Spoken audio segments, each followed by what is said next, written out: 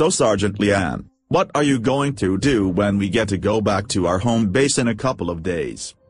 Well, Sergeant Stouto, I plan to take a 2-week vacation and spend quality time with my husband before I got to go back to work.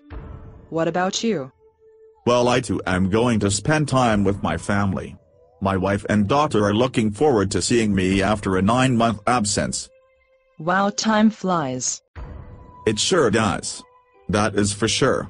So anyways, are you still taking those biblical college classes online? Yes, I am. I am taking one class right now about the healing aspects of Jesus. In fact, thanks for reminding me. I have a report due on Jesus healing a dead girl and sick woman. Oh, I kinda remember that scripture. How did the scripture go again? Well, the more detailed scripture on the dead girl and sick woman can be found in the book of Luke, chapter 8, verses 40 to 55. In this scripture, Jesus was walking through a crowd of people when a ruler of a synagogue came to Jesus and begged Jesus to come to his house because his daughter was dying. She was only 12 years old. Jesus agreed to go see her with his disciples. As they were going through the crowd, a woman who was bleeding for 12 years saw Jesus. She believed that if she just touched Jesus' clothes, she would be healed. The woman pushed through the crowd and went in back of Jesus. She touched the edge of his cloak, and she was healed. Jesus then turned around and asked the crowd, "Who touched me?" People denied it.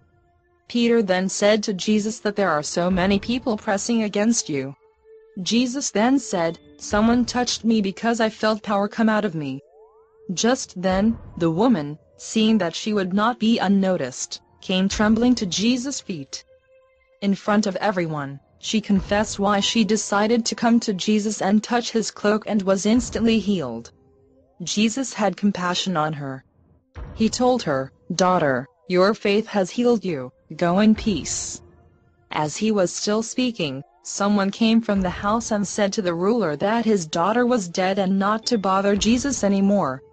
Hearing this, Jesus told the ruler to just believe and she will be healed. When they arrived at the house, Jesus asked that only Peter, John, James and the parents could come in. Outside the house, a crowd of people was mourning the death of the girl. Jesus told them that she was not dead, but only sleeping. The crowd laughed at him, because she was dead. Jesus went up to the girl and took her by the hand. Then he said to her, "My child, get up." Her spirit returned to her and at once she got up. Jesus then told them that she needs something to eat. Her parents were amazed. Jesus ordered them to not tell anyone what had happened. That is what happened in this scripture. Wow, that is a really exciting scripture. I vaguely remember it from when I used to go to Sunday school when I was young. I used to be a strong Christian once upon a time. But now, I barely read the Bible and don't go to church. I think I need to go back to church and read the Bible much more. That sounds like a good idea. You and your family could come with my husband and me to my church on base if you like. Well, I might take you up on that offer. In fact, count my family and myself in.